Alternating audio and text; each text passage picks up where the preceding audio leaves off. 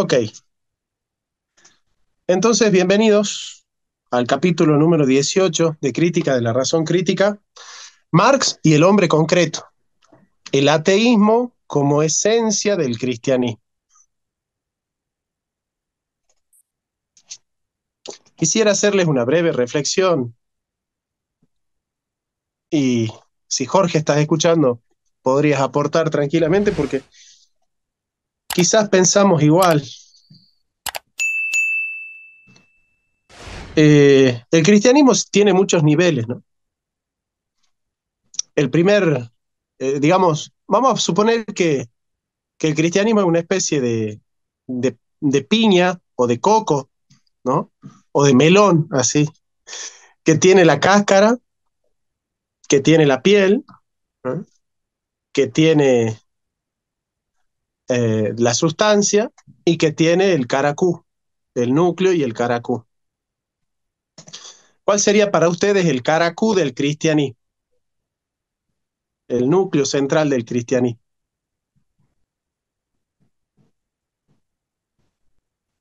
La otra edad. ¿Cuál? La otra edad. ¿Vos sabés que se te escucha mal, Alonso? O quizás yo te estoy escuchando mal. ¿Dijiste la otredad? Sí, sí. Ah, bien. Bueno, sí, sí, sí, pero no. El, La el fe. caracú tampoco. El caracú de la religión cristiana es el querigma.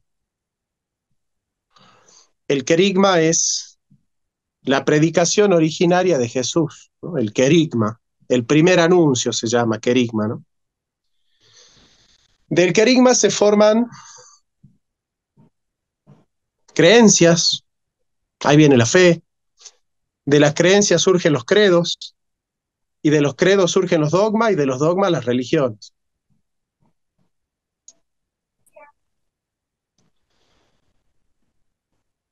Nosotros hemos habitado por 2000 años en el dogma, en el credo, en la doctrina, y cuando un dogma y un credo forjaron una civilización y esa civilización gobernó a merced de la política y de la iglesia, nosotros habitábamos en la era de la cristiandad. La cristiandad es la cultura cristiana, es la civilización cristiana. El cristianismo como una civilización. Pero tras la llegada de la modernidad se ha roto el cristianismo como una civilización, ¿cierto? Y quedó ya no la cristiandad, sino el cristianismo, que son las doctrinas cristianas. Dios te ama. Hoy veía, repasaba la película Dios no está muerto y bueno, la creencia básica de la película es Dios siempre es bueno y siempre es bueno Dios, que es la frase que siempre dicen en la película. Y son verdades que de alguna u otra manera hicieron la civilización occidental y cristiana como nosotros la conocemos tal cual, ¿no? Pero tras el colapso de la civilización occidental, el cristianismo como una doctrina ha devenido. Entonces queda el cristian, ya no queda, digamos, la doctrina cristiana como cohesionadora del etos de la fe, sino el querigma. Nosotros tenemos que redescubrir el querigma de Cristo, porque las doctrinas cristianas ya no nos fundamentan la vida. Yo no estoy diciendo que la Biblia ha pasado de moda, ni que las doctrinas de la Biblia ya no sirven. Lo que estoy diciendo es que esas doctrinas y esos dogmas y la iglesia y la cultura cristiana y sí a la vida y todo eso que hacen los cristianos hoy ya no alcanza para darle sentido a la vida. Salvo que, bueno, obviamente, uno puede ser un neurótico que diga, bueno, no, Jesús me ama y yo lo creo porque lo dijo mi pastor abrazándome, y como mi pastor me abrazaba y me dijo, Dios te ama, entonces yo creo que Dios me ama y porque yo siento a Jesús en mi corazón. Bueno, hay gente así, sí, hay gente así. Hay gente así que uno le dice, bueno, Dios tiene un propósito en tu vida y la persona se pone a llorar y vos que se arrodilla y le entrega al Señor su vida. Y bueno, hay gente que vive el cristianismo así, sí, sí, sí, hay. Pero eh, hemos vivido una revolución comunicacional donde la gente se sobresaturó de información y de conocimiento. Entonces la doctrina cristiana es, en el marco de la cultura, una idea más dentro de otras ideas.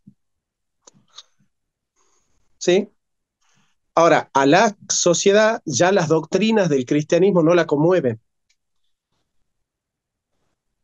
El cristianismo tiene que descubrir el querigma de Cristo, redescubrirlo y presentarlo de tal manera que el mensaje de Cristo, que es eterno, pueda conmover al hombre contemporáneo.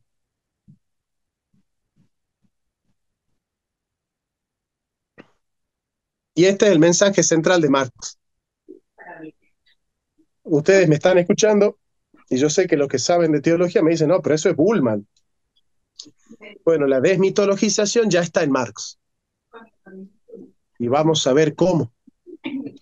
El capítulo 18 dice, Marx nunca dice que el hombre es solo cuerpo, sino que el cuerpo es el punto de partida de su existencia, ya que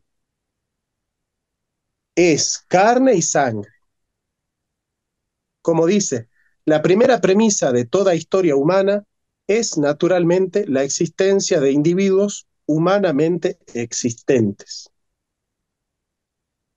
El primer estado de hecho comprobable es, por tanto, la organización corpórea de estos individuos y como consecuencia de ello su comportamiento hacia el resto de la naturaleza. Fin de la cita. El punto central del Evangelio es que mi hambre es un problema material, pero el hambre de mi prójimo es mi problema espiritual. Estar dispuesto a que el hermano viva una vida digna es el centro del mensaje del cristiano, ya que por el amor al prójimo, las obras, se muestra el amor de Dios, la fe. Si alguno dice yo amo a Dios y aborrece a su hermano, es mentiroso, pues el que no ama a su hermano, a quien ha visto, ¿cómo puede amar a Dios a quien no ha visto? Primera de Juan 4:20. Entonces, yo quiero que atiendan a esto. Yo quiero que atiendan a esto.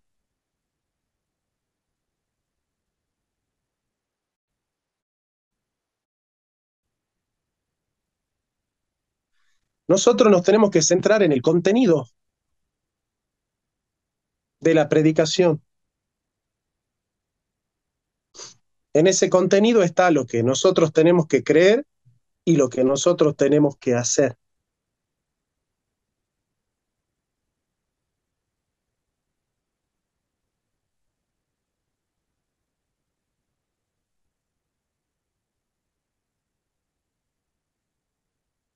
Todos los mitos que acompañan la predicación del Evangelio, Jesús me ama, Dios tiene un propósito para tu vida, la iglesia es madre de los cristianos, o qué sé yo, hay que comulgar, hay que congregarse en la iglesia con los demás hermanos. Son mitos que tienen sentido solo y en cuanto refuerzan el contenido de la fe, que es el conocimiento de Dios y la responsabilidad del hombre. Si nosotros no tenemos claro qué creemos y qué debemos hacer, que son las preguntas de Kant, ¿no? Kant nos ha marcado la estructura del querigma cuando dice, ¿qué puedo conocer? Ahí está la fe. ¿Qué debo hacer? Ahí está el amor. ¿Qué me es permitido esperar? Ahí está la esperanza. La estructura de la obra kantiana son las virtudes teologales. ¿Qué puedo conocer? Aquello que es revelado a la fe, la crítica de la razón pura. ¿Qué debo hacer? La práctica del amor, la crítica de la razón práctica. ¿Qué me es permitido esperar? La filosofía de la historia y la crítica del juicio, de la esperanza. Fe, amor y esperanza. Pero en definitiva, ¿cuál es la crítica más importante para Kant? La práctica. ¿Se dan cuenta? ¿Por qué? Porque en la práctica aparece Dios como fundamento. Dios no aparece en ninguna crítica de Kant, porque Kant en la crítica de la razón pura es un ateo, o es un agnóstico, no se puede conocer a Dios. Y en la crítica del juicio es un esteta. En cambio, en la crítica de la razón práctica, Kant es un cristiano. Es un cristiano. Y, y esa estructura ortopráctica de la fe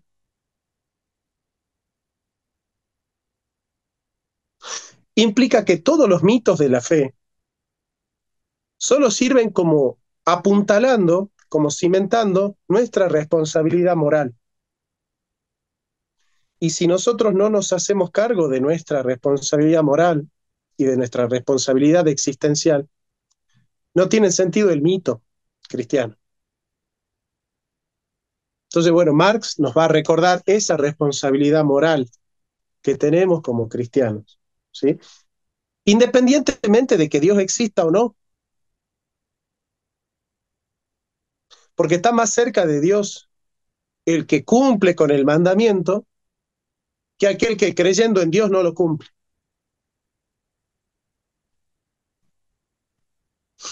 Entonces, hoy vamos a develar la estructura del cristianismo como la estructura práctica de la fe.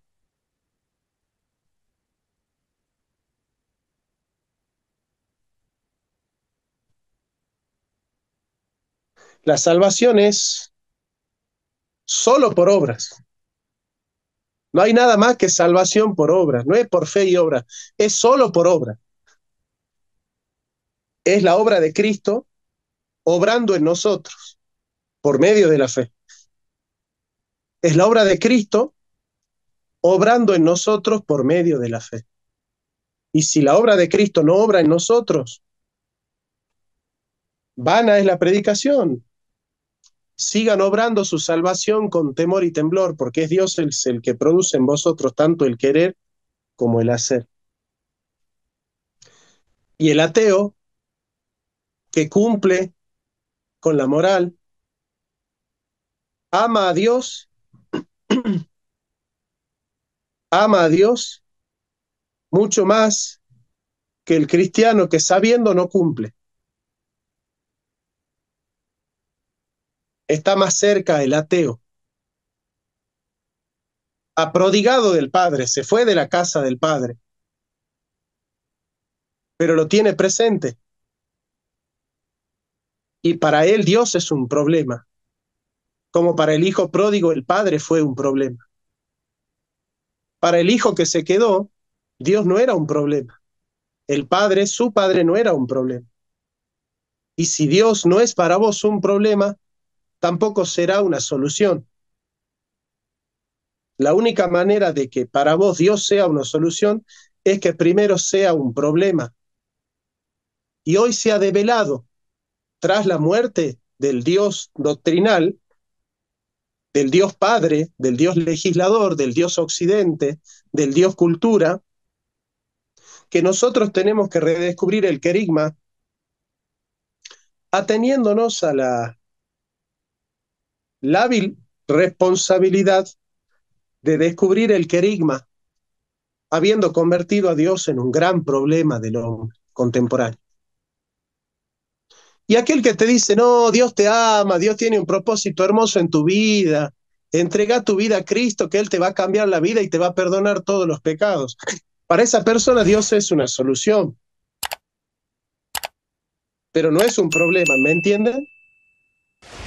Para la persona que dice, no, vos andá a la misa porque Cristo fundó la iglesia y en la iglesia están todos los medios de salvación, así que vos sentate ahí y come la hostia del cura, que ahí vas a estar en la verdad de la iglesia, que es la verdad de Dios. Para esa persona Dios es una solución, pero no es un problema. La teología del siglo XXII, no la del XXI, la del XXII, consiste en que para los hombres Dios va a ser un gran problema.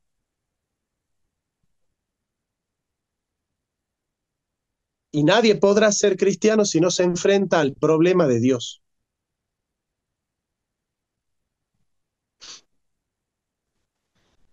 En el siglo XXII no habrá lugares para ese tipo de película de Dios es bueno siempre, porque siempre Dios es bueno. Ya hoy no existe lugar para el tipo de fe de Jesús es bueno porque qué bueno que es Jesús. ¿A quién conmueve eso? A una persona que no es profunda. Hoy una persona que es profunda se tiene que tomar en serio el ateísmo, muchachos. Se los digo mirándolos a la cara. Hoy una persona profunda se tiene que tomar en serio el ateísmo. Y una persona que hoy no se toma en serio el ateísmo, no se puede tomar en serio al cristianismo tampoco.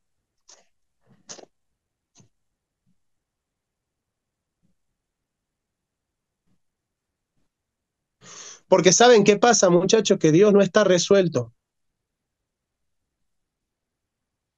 No sé si leyeron el libro de Voltaire, que se llama Cándido. Aparece el señor Pangloss y Cándido, ¿no es cierto? Entonces Cándido le muestra al señor Pangloss muchos problemas filosóficos y problemas existenciales de la vida. Y le dice, mira, en el mundo hay guerras, hay pandemias, hay epidemias, hay muertes, hambrunas, hay niños que se mueren de hambre, hay esclavos. Mira todos los problemas que hay en el mundo y vos querés solucionar los problemas de una persona diciéndole Dios te ama.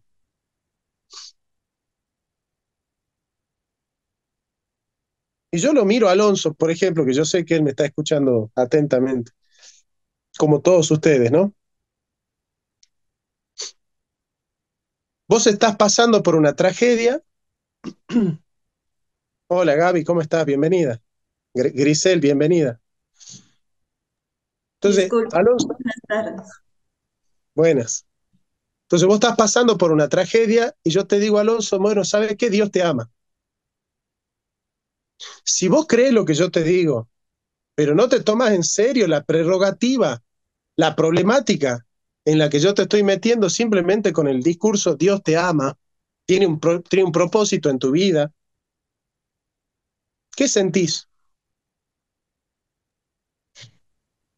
Pues sería frustración porque por mucho que yo tenga o quisiera hacer algo, ya no voy a tener otra opción sino lo que se me ha dictado desde arriba. Está bien, bueno. Entonces, el señor Pangloss es el que, frente a las preguntas de Cándido, señor Pangloss, no, no te preocupes, todo lo malo sucede por algo bueno, ¿eh? No hay mal que por bien no venga. Todo pasa para bien, todo sucede para bien, no te hagas problema. Si Dios nos hizo libres, entonces por eso tenemos permitido hacer el mal, entonces por eso hay mal en el mundo, no te preocupes, Dios te ama. Y Voltaire muestra que Cándido, haciéndose preguntas, es mucho más profundo que el señor Pangloss dando las respuestas. Y aunque Cándido no se atreve a afirmar que Dios existe ni que lo ama, se lo toma mucho más en serio, interrogándolo, buscándolo y enfrentándolo, como hizo Jacob. Porque el pueblo de Israel es un pueblo no que ama a Dios, que se enfrenta con Dios. El pueblo de Dios es un pueblo que se enfrenta con Dios. No, nosotros amamos a Dios y decimos amén. Ese pueblo eh, es un pueblo devenido, es un pueblo devenido, porque se habita a Dios desde la superficialidad del dogma, desde la frivolidad del dogma, y no desde la tragedia del querigma.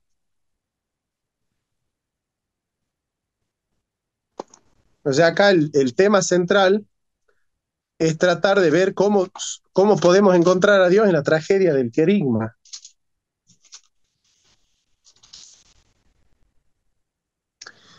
Miren lo que dice Job 12:2. Ciertamente vosotros sois el pueblo, y con vosotros morirá la sabiduría.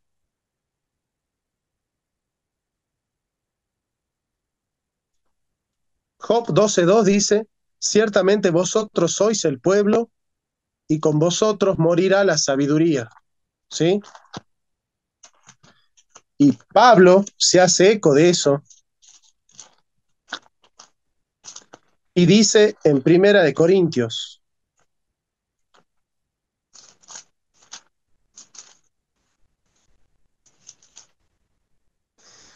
Primera de Corintios 1:20, ¿dónde está?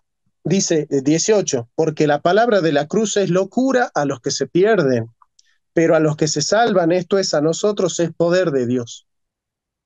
Pues está escrito, destruiré la sabiduría de los sabios. Vosotros sois el pueblo y con vosotros morirá. ¿Qué cosa dice Job? La sabiduría. ¿Y acá qué dice Pablo? Destruiré la sabiduría de los sabios y desecharé el entendimiento de los entendidos. ¿Dónde está el sabio? ¿Dónde está el escriba? ¿Dónde está el disputador de este siglo? ¿No ha enloquecido Dios la sabiduría del mundo? Pues ya que en la sabiduría de Dios el mundo no conoció a Dios mediante la sabiduría. ¿Vamos a creer en lo que dice Pablo o no? ¿Eh? El mundo no conoció a Dios mediante la sabiduría, porque los judíos piden señales y los griegos que buscan sabiduría. Entonces, ¿qué es lo que está desechando Pablo? La estructura griega de la vida. No puede haber dentro de la estructura y de la cultura griega poder del evangelio. Para que nosotros podamos encontrar el poder del evangelio, tenemos que deshelenizarlo al cristianismo. Deshelenizarlo al cristianismo. Y yo sé que esto es Bullman, pero lo dijo Marx.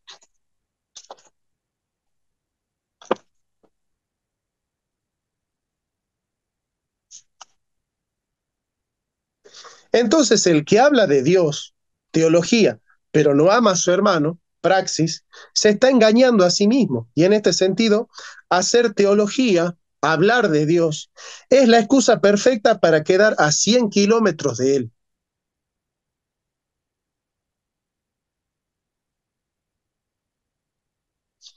No van a sentir nada más curioso que aquellos que más hablan de Dios son aquellos más propensos a caer en pecados.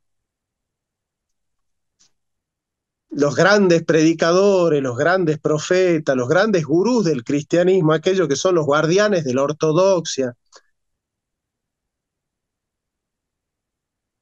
los paladines de la fe, son los más propensos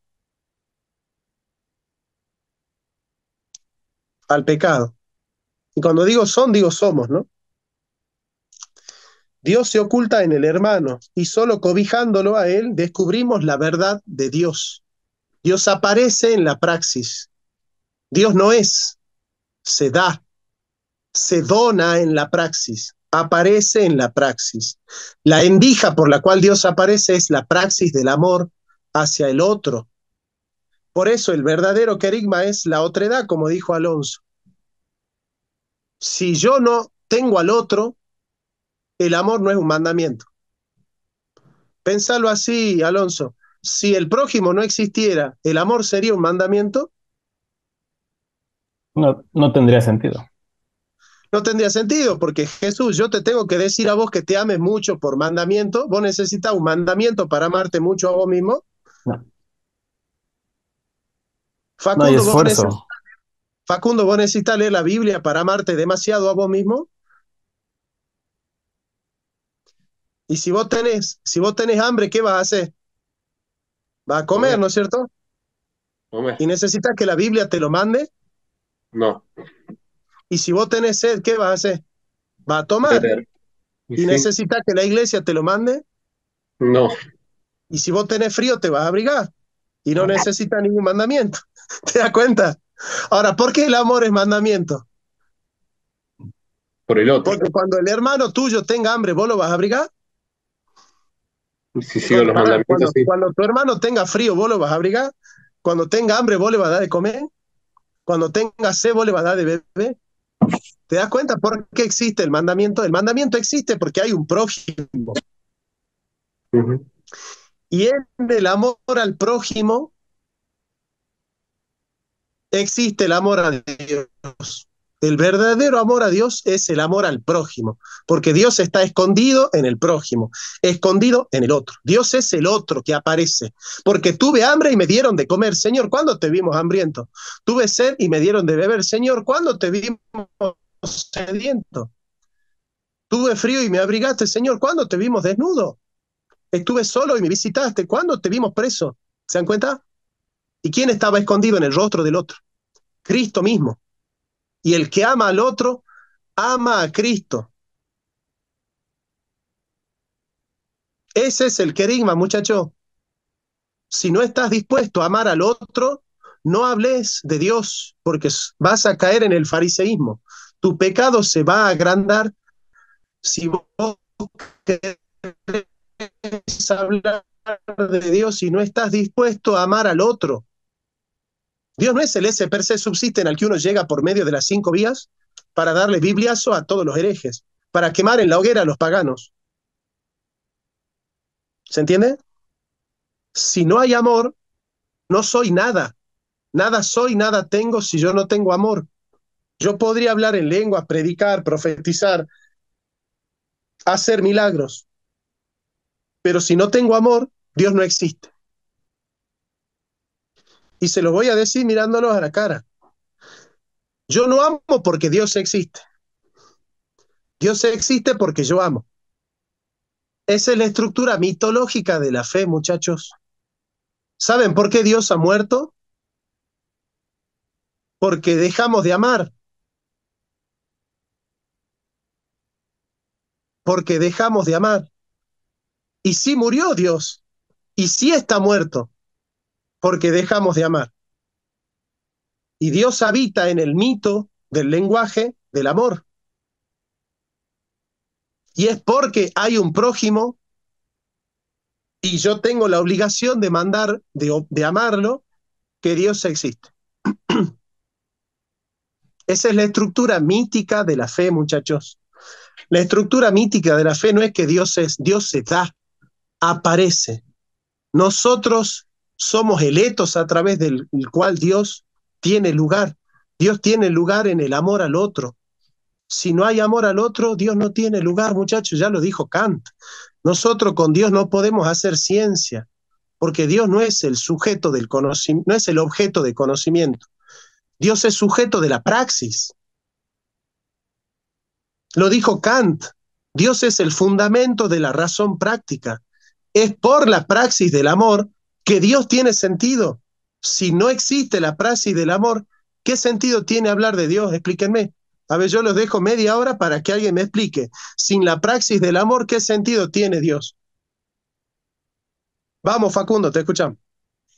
Me hace acordar a la canción de Arjona de Dios Ah, es verbo, no sustantivo. Bueno, no había, no había pensado en esa asociación, no había Bueno, pensado en pero eso. la canción, si vos lees la letra, va por ahí. Claro, claro, claro, claro que sí, claro que sí. El punto de partida del realismo de Marx es que el hombre existe. Ese es el punto de partida fundamental de la fe, querido Alonso, querido Facundo, Pablo, Rodrigo, Grisel, Jesús, Jason. El prójimo existe. El verdadero cristiano es el que duda de la existencia de Dios, pero está seguro que existe el prójimo. Yo estoy seguro que existe el prójimo, ¿sí? Y esto es así. Nosotros estamos seguros que el prójimo existe. Y Dios podría no existir, pero yo estoy seguro que tengo que amar al prójimo porque Dios me lo manda. ¿Se dan cuenta? Es decir, es porque hay un prójimo que existe Dios, que yo tengo el mandato. Por eso el judío nunca se engaña. Yo tengo que cumplir la ley, aunque Dios no exista. El judío cumple la ley, aunque Dios no exista. Porque Dios es el sujeto de la razón práctica. Esa es la cultura judía, es así. El judío piensa así. ¿Se dan cuenta? Yo tengo un amigo que es filósofo judío, ateo, y cumple la ley,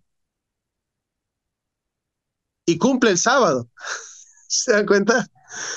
Pero lo tiene consentido. ¿Por qué? ¿Porque Dios existe? No, pero existe el prójimo, me dice. Yo cumplo la ley porque existe el prójimo. Y siento que cuando amo al prójimo, amo a Dios, exista o no exista, pero lo amo igual.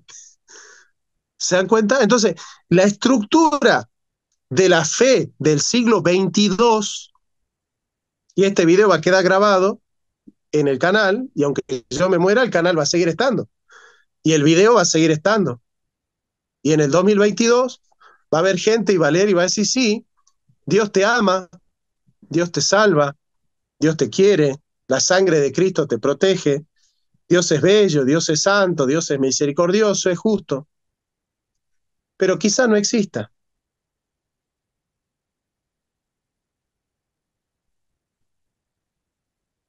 Aunque quizás no exista. Ese no es Jonathan, nuestro. Sí, ¿quién quiere hablar? yo, Rodrigo, Vamos, Rodrigo. disculpa, una pregunta, pero ese, la visión de Marx no será un punto de vista muy materialista. O sea, eh, digamos, plantear que todo es materia y no existe nada sin la materia y no existe el alma, el espíritu, porque Ah, no, también bueno, está pero. Ah, la otra bueno. parte que No. no se podría abarcar el cristianismo a Dios sin el punto de vista espiritual. Ah, no, pero en ningún momento nosotros hemos dicho que Marx sostiene que no existe nada más que la materia. De hecho, Marx está proponiendo que justamente se rompe la carne porque existe el otro. Si Alonso se da de comer a sí mismo, no es un ser espiritual, ¿o sí? Alonso tiene hambre, se prepara la comida y se sienta a comer. ¿Es un ser espiritual? Pero al prójimo, Y justamente, ¿por qué Alonso es un ser espiritual? Porque su amigo tiene hambre, él deja de comer para darle al amigo. ¿Por qué se puede romper con la estructura de la carne? Porque es un ser espiritual. ¿Y por qué es un ser espiritual? Porque rompe con la carne. ¿Y por qué rompe con la carne? Porque ama al otro. Porque ser justo con tu mujer está fácil, pero la Biblia dice ser justo con la viuda. Ser bueno con tu hijo y darle de comer a tu hijo está fácil, pero la Biblia dice darle de comer al huérfano. por eso, esa es la base espiritual. Claro, si vos sos chileno, amar al otro chileno está fácil, pero la Biblia dice amalo al argentino. ¿Sí? ¿Te das cuenta? No puede ser un mandamiento que el chileno lo ame al chileno. El mandamiento es que el chileno lo ame al boliviano, al argentino. Porque el mandamiento es que te pide hacer algo que rompe con la carne. Y la carne se ama a sí misma. Y si el chileno, ¿por qué ama al otro chileno? Porque se ama a sí mismo. ¿Y por qué el hombre ama a su hijo? Porque se ama a sí mismo, porque es hijo de él. ¿Y por qué ama a su mujer? Porque se ama a sí mismo, porque es la mujer de él. ¿Y por qué ama al compatriota? Porque se ama a sí mismo, porque es de la patria de él. ¿Y por qué ama a su hermano? Porque se ama a sí mismo, porque es hermano de él. ¿Se dan cuenta? Esta es la fe del siglo XXII. El siglo XXII es este cristianismo. Este es el cristianismo del siglo XXII. Yo le estoy enseñando en el siglo XXI el cristianismo del siglo XXII.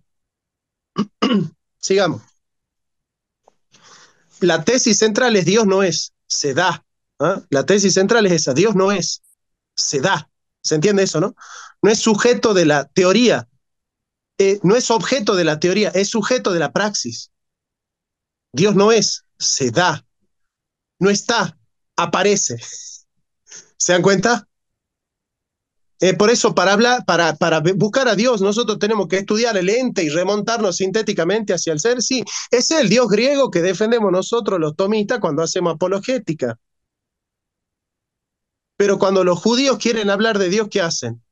¿Hacen apologética o hablan del Dios de Isaac, del Dios de Jacob, del Dios de Abraham, del Dios de Moisés? ¿Y por qué Dios existe? Porque liberó al pueblo. ¿Y Dios por qué existe? Porque ama al extranjero, porque me manda a amar a la viuda y al pobre y al huérfano, porque me manda a liberar al cautivo. El Espíritu de Dios está sobre mí porque me ha ungido el Señor para traer buenas nuevas a los afligidos. Me ha enviado para vendar a los quebrantados de corazón, para proclamar libertad a los cautivos y liberación a los prisioneros. Isaías 61:1. Esta profecía se cumple en Cristo. Ese es el Dios Para más, ¿cómo? ese es el Dios que se fundamenta en la experiencia, no tanto en la especulación teórica. Por supuesto, es que el verdadero Dios no se fundamenta en la especulación teórica, muchachos. Olvídense de la película esa, Dios no ha muerto, de que hay un pendejo de miércoles que va a la universidad a defender a Dios. Y al final de la película aparece, ay, ¿tú eres el que defendió a Dios? Gracias por defender a Dios. Y aparecen dos que le dicen, muchas gracias, has sacado una sonrisa en el rostro de Dios porque has defendido a Dios. Y la estructura de la defensa del muchacho este de la película, ¿cuál es? El profesor es el acusador, el fiscal, el muchachito es el defensor y Dios es el acusado. ¿Qué clase de Dios necesita que un pequeño imberbe lo defienda en una clase de introducción a la filosofía de la carrera de Derecho, Facundo? ¿Se dan cuenta el Dios del que están hablando ellos? Yo lo voy a mirar a la cara y le voy a decir, ese Dios tiene que morir. El Dios del muchachito ese, que es un Dios que necesita ser defendido en una clase de filosofía, ese Dios tiene que morir, muchacho. Tiene que morir el Dios de los apologetas. Está bien que muera ese Dios. La apologética en ese sentido es una porquería. Nosotros venimos haciendo esa crítica ahí en cultura, por ahí no tan bien como vos filosóficamente, pero nos dimos cuenta que ese Dios de la apologética no sirve para fundamentar el cristianismo, porque es un Dios teórico. Eso es lo que también se llama la crítica que le hace Heidegger al Dios de la ontoteología, que es el Dios del motor inmóvil de Aristóteles, no es el Dios que se le danza, que se le ora, que se le pide. Es haber convertido a un Dios en un superente, a un superente. Entonces Dios es un superhombre. ¿Eh? Entonces, a Jorge le gusta que lo defiendan, a Dios también le gusta que lo defiendan. ¿Te das cuenta? A Jorge le gusta que le den plata, a Dios también le gusta que le den plata. A Jorge le gusta que le idolatren, a Dios también le... Es haber convertido a Dios en un superente, en un superhombre, en un Übermensch. Por eso, los verdaderos cristianos de la filosofía contemporánea son Nietzsche, Freud y Marx. La Nietzsche, triada ¿por de qué? la modernidad. Claro, ellos son los que han descubierto el querigma de la fe.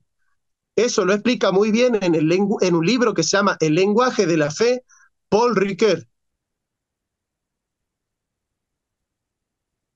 Ya lo voy a buscar al libro. Paul Ricoeur, El lenguaje de la fe. Qué más, lo busco y se los leo en una partecita.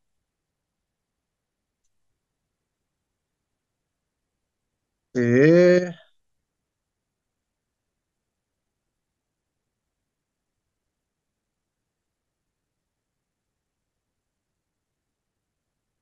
bueno, ahí está. ¿Qué es lo que les quiero decir yo, muchachos, con todo el respeto y el cariño que les tengo? Nietzsche, al fundamentar la muerte de Dios, ha permitido que muera ese Dios que no sirve, el Dios de la burguesía, el Dios que aplaude la carnalidad de los cristianos, el Dios que aplaude una iglesia pomposa, el Dios que fundamenta puntales para una fe vacilante, el Dios que fundamenta una vida liviana, una vida poco profunda, una vida temerosa, llena de cobardes y resentidos. ¿Sí? Ese es el Dios que ha muerto. Y ahora yo les pregunto, ¿tiene o no tiene que morir ese Dios?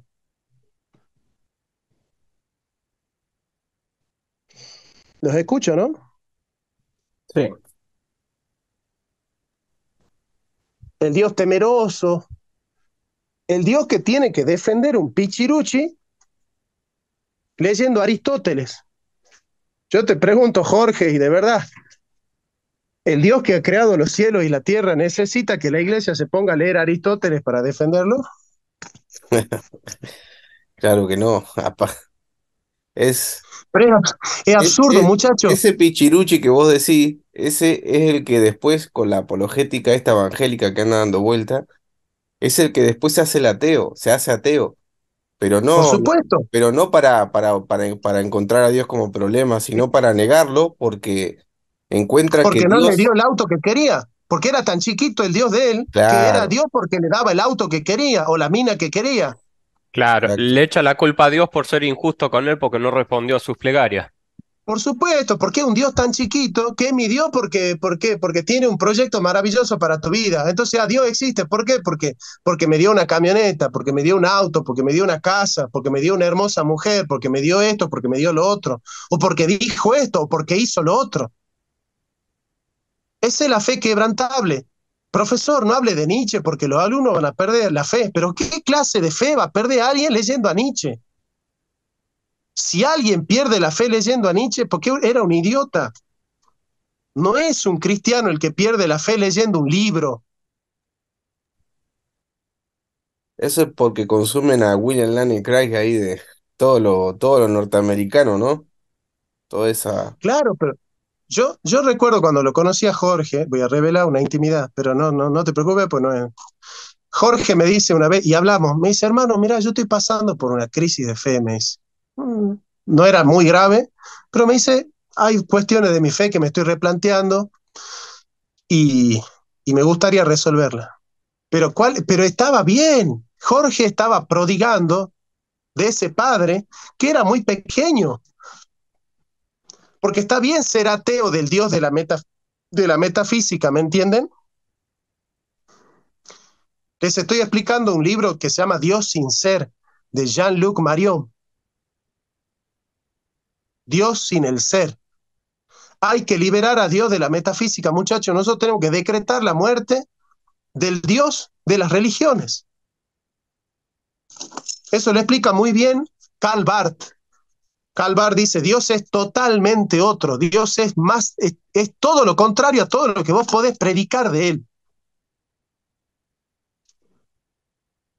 No, Dios tiene un propósito para tu vida. Ese Dios tiene que morir. Ya no sirve esa fe. Jesucristo es bueno porque qué bueno que es Jesús. Jesús te ama, Jesús te abraza, Jesús te consuela, Jesús te quiere, Jesús te busca, Jesús te desea, Jesús. Ese Dios tiene que morir. No sirve ese Dios para la sociedad que necesitamos nosotros. La sociedad del siglo XXII no se puede fundamentar con el Jesús te ama porque qué bueno que es Jesús.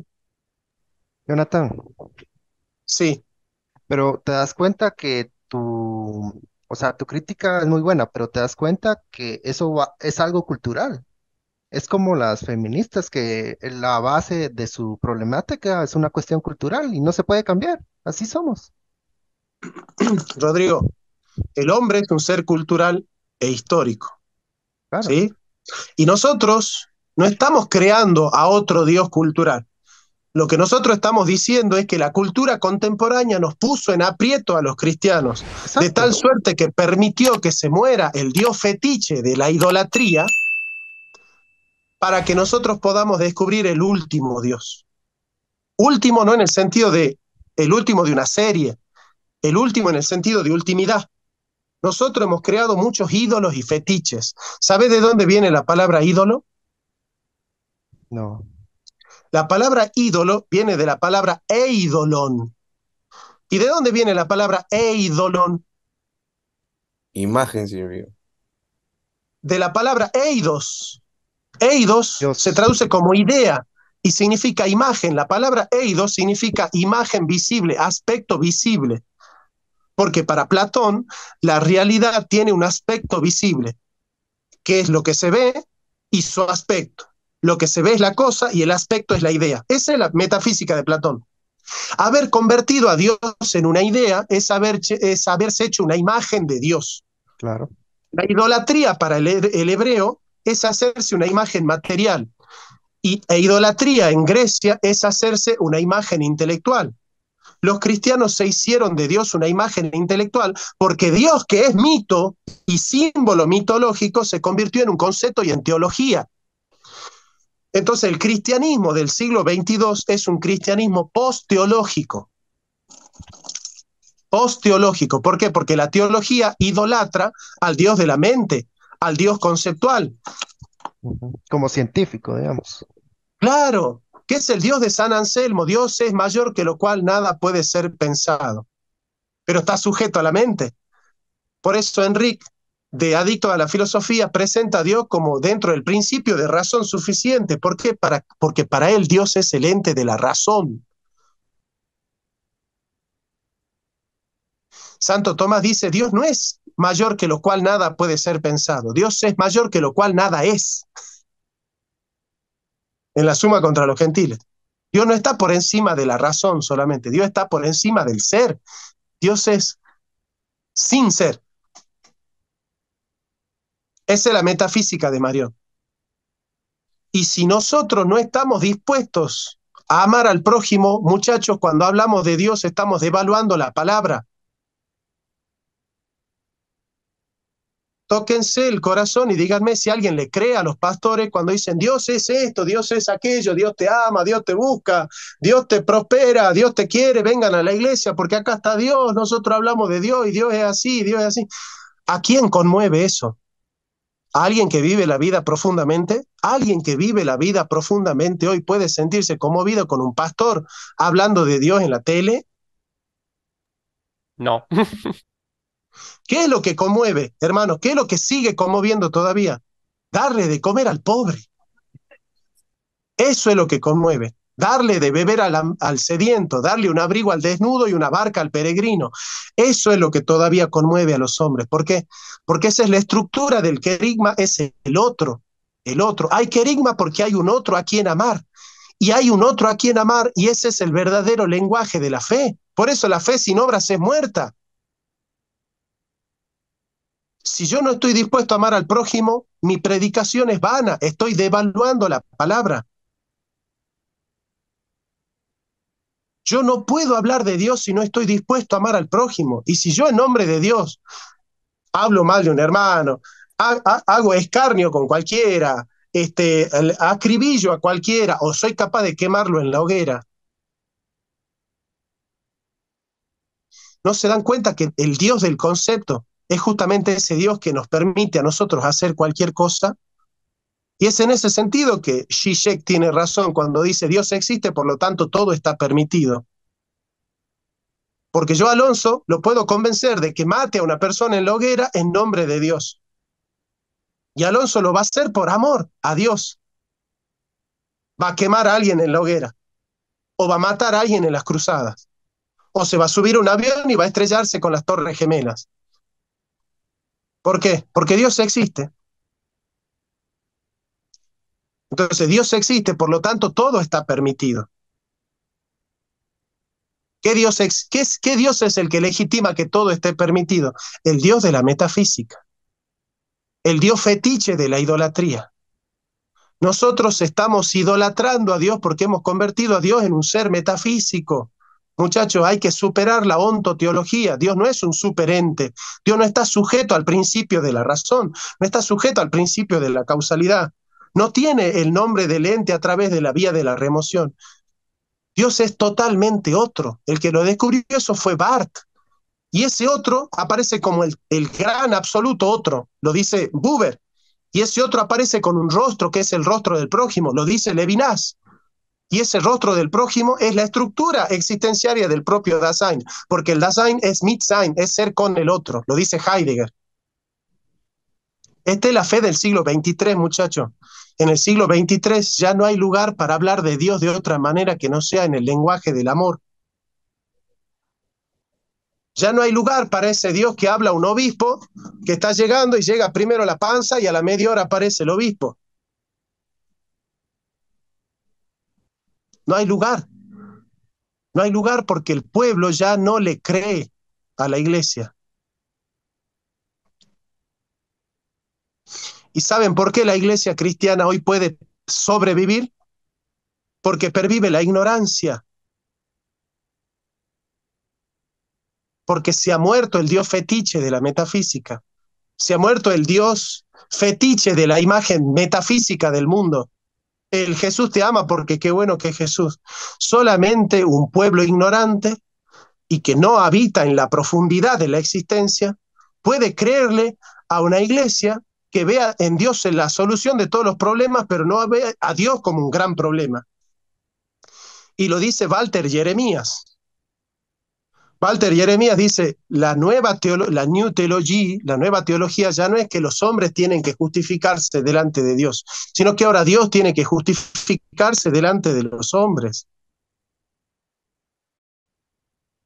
¿Pero en qué sentido Dios se tiene que justificar delante de los hombres? El Dios de la metafísica, el Dios de la ontoteología, ese es el que tiene que dar razones de su existencia. ¿Y saben por qué no las puede dar? Porque ha muerto. Ese Dios de la cristiandad, ese Dios que legitima que haya gente que agarre la espada y que mate gente en nombre de Dios, ese Dios ha muerto. Murió en las Torres Gemelas cuando Bush dijo, Dios no es neutral, está de nuestro lado, murió Dios. Es el hecho fáctico de la muerte de Dios. Ya Dios no es una excusa para hacer cualquier cosa, no se puede. Lo sentimos con el Dalai Lama. Si el Dalai Lama hacía lo que hizo con el pibito hace 30 años, nosotros al Dalai Lama lo aplaudíamos. Hoy ya no se puede usar a Dios para hacer cualquier cosa, muchachos, ya no. En nombre de Dios ya no se puede hacer cualquier cosa.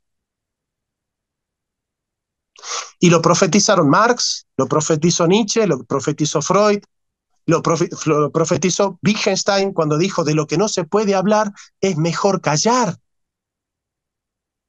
De lo que no se puede hablar es mejor callar. Y la única forma de hablar de Dios es cerrar la boca y amar al prójimo. Y la boca va a aparecer sola, se va a abrir. Y la predicación del evangelio tiene que ser con la boca abierta, pero sobre todo con las manos abiertas. Porque la boca solo tiene derecho a estar abierta cuando están abiertas las manos. Porque si confesares con tu boca que Jesús es el Señor, serás salvo. La palabra confesar en griego no es lego, hablar de la boca para afuera, ni homologueses. Es ser martureo, dar testimonio con la sangre. Homologueses. Homologar con tu existencia tu discurso. Sigamos un poco con Marx.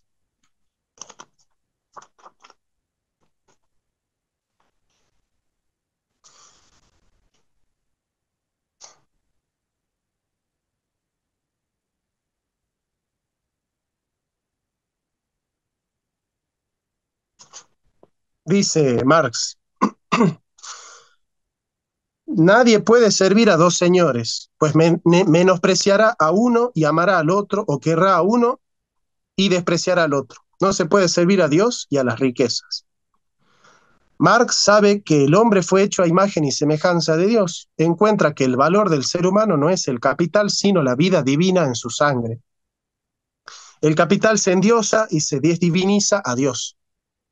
Cuando nosotros hacemos de la imagen del mundo, que es el capital, un Dios, se desdiviniza a Dios y se diviniza al ente. El hombre se ha olvidado del ser y se ha entregado al dominio de los entes. Él, a pesar de su figura divina, Gestalt Gottes, no se aferró a su categoría de Dios, dice Marx, ¿no?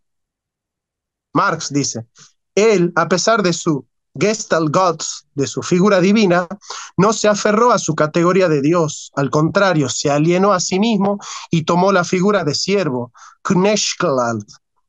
Puede verse cómo usa Marx el Nuevo Testamento de manera muy sutil y versada, toma el dinero como inversión de Cristo, como el anticristo, mientras Cristo es la figura de Dios y se alienó a sí mismo haciéndose figura de siervo, el dinero que es siervo se exalta a sí mismo en la figura de Dios, el fetiche. Qué maravilloso que es Marx, díganme si no es maravilloso lo que está diciendo Marx. Esta es la teología del siglo XXIII. La teología del siglo XXIII es la teología de Marx.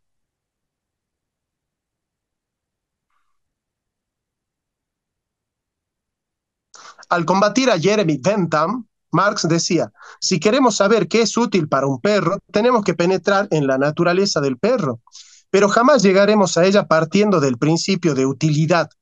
Aplicado esto al hombre, si queremos enjuiciar con arreglo al principio de la utilidad todos los hechos, movimientos, relaciones humanas, etc., tendremos que conocer ante todo la naturaleza humana en general y luego la naturaleza humana históricamente condicionada por cada época.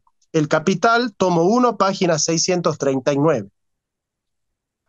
Hay que advertir también que esta frase del Capital escrita por el viejo Marx demuestra la continuidad de la concepción de la esencia del hombre, el Wesen, sobre la cual escribió el joven Marx en los manuscritos económicos filosóficos.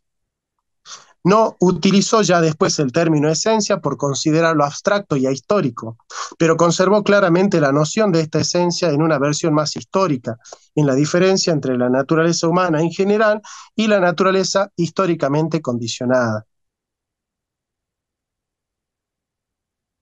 Marx considera al hombre en sus dos acepciones, como ser real de carne y hueso y como resultado de la historia económica, de la producción de la misma historia.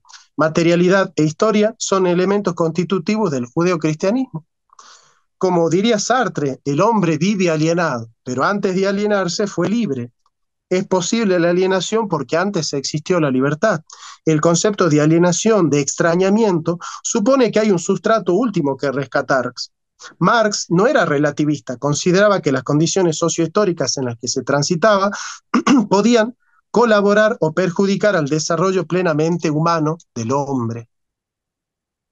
Ganarás el pan con el sudor de tu frente. Para Marx, el trabajador suda de su frente, pero al pan lo come el burgués. Cree el capitalista que el valor se añade ex nihilo, sin el esfuerzo del trabajo subjetivo.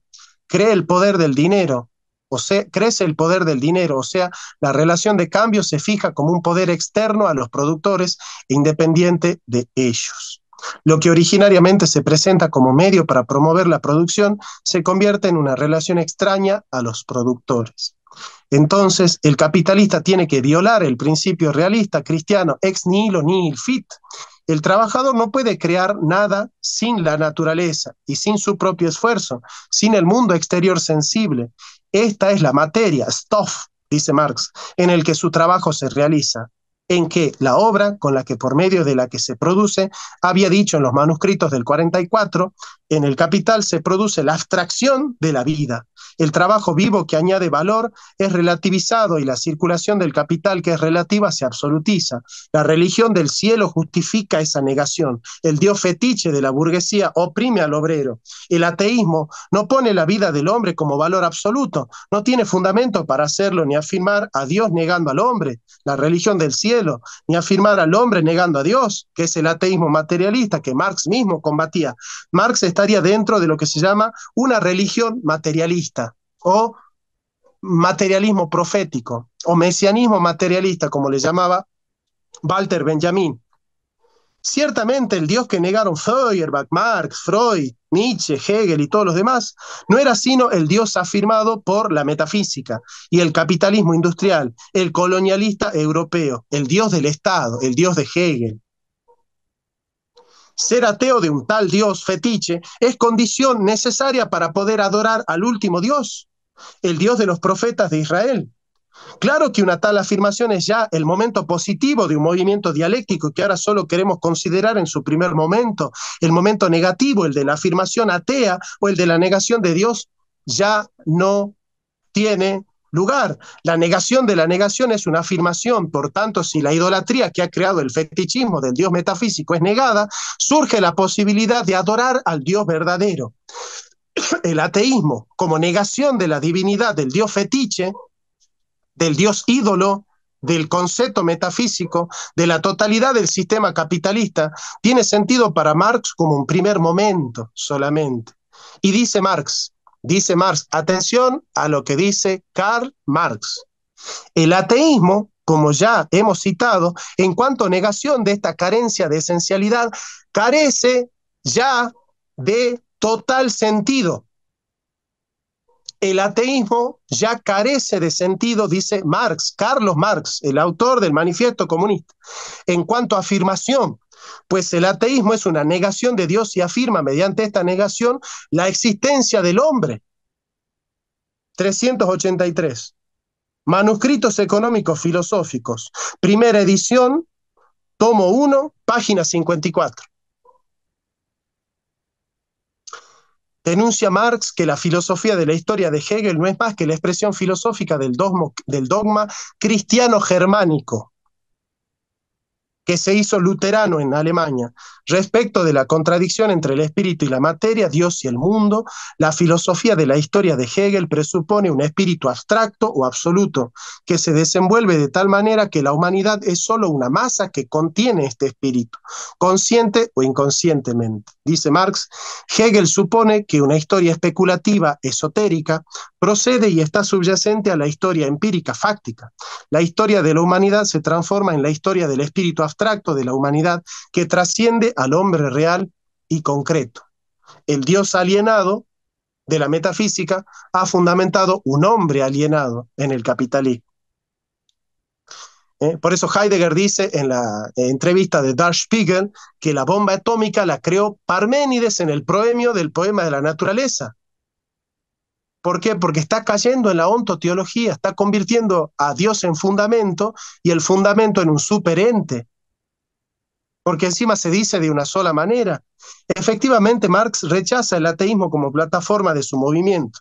Cito, al haberse hecho evidente de una manera práctica y sensible la esencialidad del hombre concreto en la naturaleza, al haberse evidenciado práctica y sensiblemente el hombre para el hombre como existencia de la naturaleza y la naturaleza para el hombre como existencia del hombre, se ha hecho prácticamente imposible la pregunta por un ser extraño, por un ser situado por encima de la naturaleza y del hombre, una pregunta que encierra el conocimiento de la no esencialidad de la naturaleza y del hombre.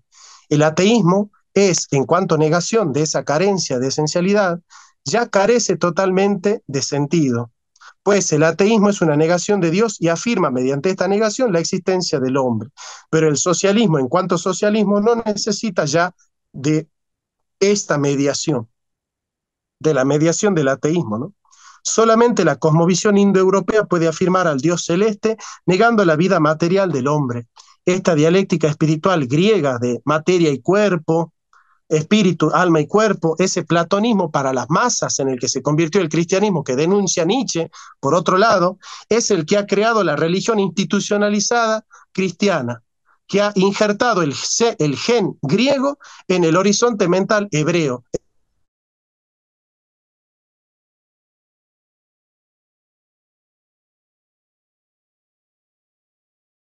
razón pura en el Dios de la crítica de la razón práctica. En este horizonte semita, la afirmación de Dios es la afirmación del excluido por el sistema, del marginado, del pobre, porque lo insensato de Dios es más sabio que los hombres, y lo débil de Dios es más fuerte que los hombres. Pues mirad, hermanos, vuestra vocación, que no sois muchos sabios según la carne, ni muchos poderosos, ni muchos nobles, sino que lo necio de Dios escogió Dios para avergonzar a los sabios, y lo débil del mundo escogió Dios para avergonzar a lo fuerte, y lo vil del mundo y lo menospreciado escogió Dios, y lo que no es para deshacer lo que es, a fin de que nadie se jacte en su presencia. La gran jactancia es la metafísica occidental, es el Dios de la metafísica. La totalización de un sistema, cuando crea la exterioridad, crea la marginación. Dios escoge al que quedó afuera del sistema. El que entiende esto es el Papa Francisco. Que crearon los que lo excluyeron al pobre en nombre de Dios y a la mujer en nombre de Dios. El maligno es la totalización de un sistema que niega al pobre. Se negó al indio, al africano y al asiático. Y después todavía dentro de estos sistemas se van a negar a los pobres, a los agricultores y a los obreros. Alienar al otro significa que el indio con su mundo, sus cosas y sus costumbres se transformó en mano de obra a disposición del español. El negro que tenía su mundo se alienó y se lo vendió y se lo hizo esclavo. Eso es alienar, matar al otro, matar a Abel haciéndolo algo dependiente, a disposición de él. Se lo hace cosa. Triunfa la técnica, la era de la técnica. Nos dice Enrique Dussel en Caminos. Dios irrumpe desde la exterioridad para destruir la presunción de los fariseos que se totalizaron, concibiéndose como fuera de la masa. Bien, bueno. Bueno, muchachos, este es, este es el, este es el Dios de la teología del siglo XXIII, de la no teología del siglo XXIII.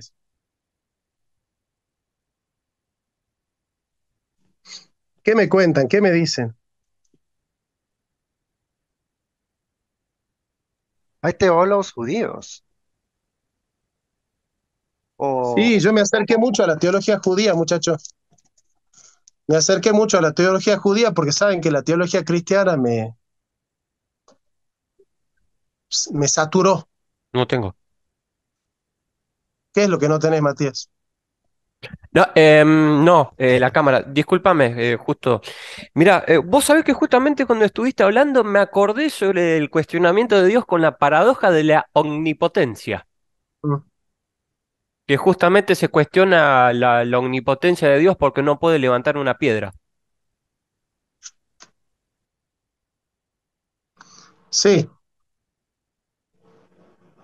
sí, conozco la aporía sí.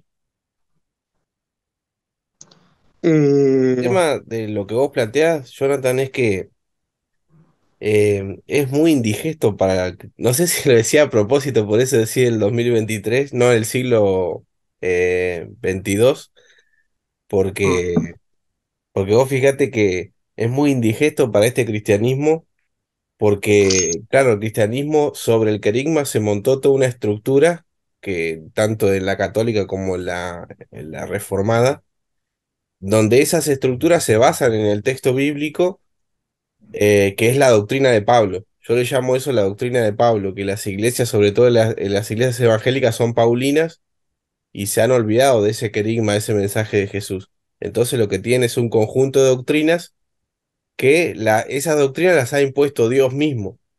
Entonces vos en el momento que vos negás la doctrina, vos estás negando a Dios. Ahora, ¿cómo se separa esa idea de recuperar a Dios sacando toda esa estructura? Sería como algo muy difícil de lograr, ¿no? Porque la gente cree que Dios es la Biblia, cree que Dios es la doctrina paulina, cree que Dios no está más allá de todo eso, como vos decías. Mira, Jorge, en el siglo XXIII, de acá a 70 años, no va a haber otra forma de ser cristiano. No se va a poder ser cristiano de otra manera. Nosotros estamos, y es una señal de esto, la reacción de los cristianos frente al mundo progresista, la reacción el convertirse en reaccionarios del cristianismo, es la muerte del cristianismo, es la añoranza de un mundo devenido.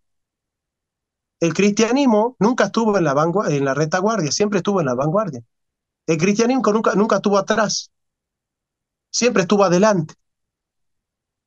¿Saben por qué el cristianismo hoy quedó atrás y añora el mundo pasado y no forja el mundo futuro? ¿Saben por qué el cristiano hoy mira hacia atrás y no hacia adelante?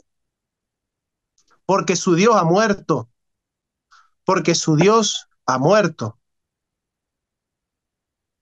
Yo sé que lo que le estoy diciendo ahora es muy polémico y yo sé que capaz que ustedes no pueden entender ahora todo lo que está pasando. Pero en el siglo XXIII no va a haber otra forma de ser cristiano. En el siglo XXII y en el XXIII. Si hay cristianismo, será de esta manera. Será de esta manera. Nosotros de a poco Pero, estamos siendo penetrados por una cultura hiperinformatizada. Y en una cultura hiperinformatizada ya no va a valer el pastor ese que ha leído 3 libros en su vida y que ha leído 4 versículos, que se siente una nueva criatura, que se para en una plaza y que abre una iglesia en el garage de su casa. Ese pastor, a un pibe de 19 años que vota Milei, por ejemplo, hoy ya en la Argentina, no tiene nada para decir. Porque nosotros tenemos que develar la estructura profunda de la existencia. Y se van a hermanar todas las religiones que tienen una estructura profunda de la existencia. El judaísmo que ha develado la estructura profunda de la existencia se va a hermanar con el cristianismo que ha develado la estructura profunda de la existencia. Y se van a morir todas las máscaras de Dios que son los dioses de las fetiches, los dioses fetiches de las metafísicas y de las religiones. El Dios del concepto occidental, que es el Dios sujeto a la metafísica, ¿no? No, yo te decreto que Dios te ama. ¿Y qué sabe vos si Dios me ama? No, yo estoy seguro que Dios te ama y quiere que vos... Pero ¿qué sabe vos lo que quiere Dios? ¿Te das cuenta? ¿Por qué hablas en nombre de Dios? No, que Dios para vos quiere esto y quiere aquello, y Dios me dijo, y Dios te quiere hacer así y acá y allá, y quiere que vengas acá y allá, y que compres esto y aquello, y que estudies acá y allá. Porque lo dice Juan, te va a decir. Lo que pasa es que nosotros, si vivimos en la letra, vamos a quedar presos de la estructura apofántica de la fe. Pero nosotros no tenemos que estar presos de la estructura apofántica de la fe. Si nosotros quedamos presos de la estructura apofántica de la fe, el Nuevo Testamento no existiría. No hubiese sido un progreso con respecto al Antiguo Testamento. Y nosotros tendríamos que cumplir la ley exactamente como los judíos. Lo que va haciendo la cultura es desgajar los dioses de las máscaras de Dios y los dioses de las máscaras, para que quede al último solo Dios y lo sagrado. Dios, el silencio y lo sagrado. Nada más. Y desde esa estructura sagrada, ¿qué significa sagrado? Nosotros los argentinos entendemos mucho eso por pap. Sagrado es, la vieja no se toca. Cuando yo te digo, por ejemplo, mi vieja es sagrada, ¿qué te estoy diciendo? Mi vieja no se toca. La vieja no se toca. De la vieja no se habla, con la vieja no te metas. La estructura sagrada de la vida es que nosotros no nos tenemos que meter con Dios. No meternos con Dios no significa que nosotros no tenemos que predicar el evangelio, que no tenemos que amar, que no nos tenemos que congregar, que no tenemos que comulgar, sino que no tenemos que hacer de Dios un objeto de la teoría, sino el sujeto de la praxis. El sujeto de la praxis es el fundamento de la teoría. Nosotros hablamos de Dios porque le damos de comer al pobre. No le damos de comer al pobre porque hablamos de Dios. Si vos no le das de comer al pobre, no tenés derecho a decir nada.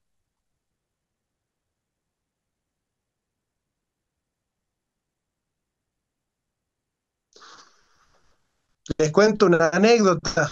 Estábamos en una Navidad celebrando en la iglesia con todas las familias y el pastor y su esposa entran y hacen una broma. Dicen, allá afuera hay un linchera que quiere entrar y comer con nosotros.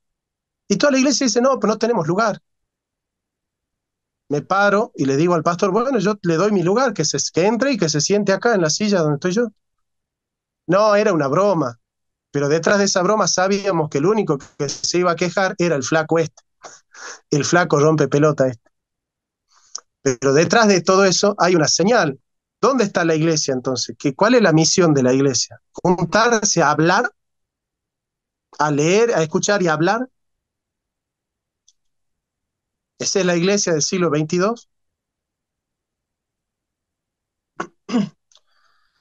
Nosotros pensamos en un Dios postmetafísico, es un Dios del cual ya no se puede decir, no es el fundamento de ninguna política, ¿no? Y no está atrás, está adelante. Todo lo que da la batalla cultural desde el conservadurismo tienen un Dios que está atrás, está mirando a la Edad Media, miran hacia atrás. Si vos tenés las manos en el arado y mirás hacia atrás, no sos digno de llamarte cristiano. Ponen la mano en el arado, quieren trabajar en la siega, en la cosecha, pero miran hacia atrás. Y han convertido al cristianismo en la retaguardia, ¿se dan cuenta? ¿Me están mirando o no? Han convertido al cristianismo en la retaguardia. Han convertido a Dios en el que añora el mundo que pasó. ¿Se dan cuenta lo que están haciendo Laje, Marca y todo ello? Están defendiendo al cristianismo que añora el mundo que pasó, no al Dios que está creando el mundo que viene. No sé si me miran, no sé si me escuchan lo que les estoy diciendo. O sea que tenés que hacer lo que Dios dice, lo que la Biblia dice, porque sí, ya, pero no hay una explicación detrás de eso. Porque no han develado la existencia profunda del hombre, no han develado la esencia profunda del hombre. Dios no es la añoranza del mundo que quedó atrás, Dios es el que crea el mundo que viene. Pero nosotros no podemos crear el mundo que viene si estamos mirando atrás y no podemos mirar hacia adelante si somos conservadores. Entiendan eso, por favor. Entiendan, por favor, lo que les estoy explicando filosóficamente. O sea que el Papa sí entiende eso, lo que Porque usted está acaba de mirando decir. hacia adelante, Exacto, porque ya el entendí. Papa Francisco mira hacia adelante. El Papa Francisco es un Papa del siglo XXIII. Porque lo que hoy dice el Papa escarniza a todos los católicos. Pero lo que dice hoy el Papa será sentido común dentro de 100 años. Lo que hoy dice el Papa, que era una... A ver, cuando Lutero decía que todos somos iguales ante Dios, era una aberración. La gente lo quería quemar a Lutero cuando Lutero decía que todos somos iguales ante Dios. ¿Cómo que los pobres, los aristócratas, las mujeres y los hombres somos iguales ante Dios? Está loco Lutero. Si lo mismo dijo Jesús. Son verdades que para nosotros son sentido común, pero para Lutero tuvo que luchar por esas verdades, ¿se entiende? Y hoy lo que dice el Papa es una locura. Dentro de 100 años va a ser sentido común. Pero hoy todos los cristianos y sobre todo los católicos se rasgan la vestidura cuando escuchan al Papa. Bueno, muchachos, miren, vamos a tener otra clase sobre esto porque es una temática que a mí me gusta mucho. Vamos a tocar el mismo tema, pero la clase que viene con Heidegger. ¿Qué les parece? Vamos a hacer un estudio profundo de Heidegger sobre esta temática, ¿eh? Yo les pido que a esta clase la escuchen muchas veces, porque acá yo le estoy diciendo cosas que la van a entender su nieto, su bisnieto, cuando entiendan hacia dónde está yendo el mundo y qué clase de cristianismo necesita hoy, el mundo, hoy, qué clase de cristianismo necesita y qué clase de cristianismo viene para el siglo que viene, ¿sí? Así que hay un amigo que viene de Bolivia, me pidió que lo reciba, que lo cobije, que le dé de comer. Así que bueno, vamos a cumplir el mandamiento. Me está esperando ahí en la terminal para irlo a buscar. Así que lo voy a buscar y le vamos a dar de comer y lo vamos a hospedar. Así que nada, gracias, gracias. Si tienen preguntas, por favor me las dejen en el grupo de WhatsApp y no hay ningún problema, ¿sí? Les mando un fuerte abrazo y espero que Dios los bendiga mucho. Nos vemos.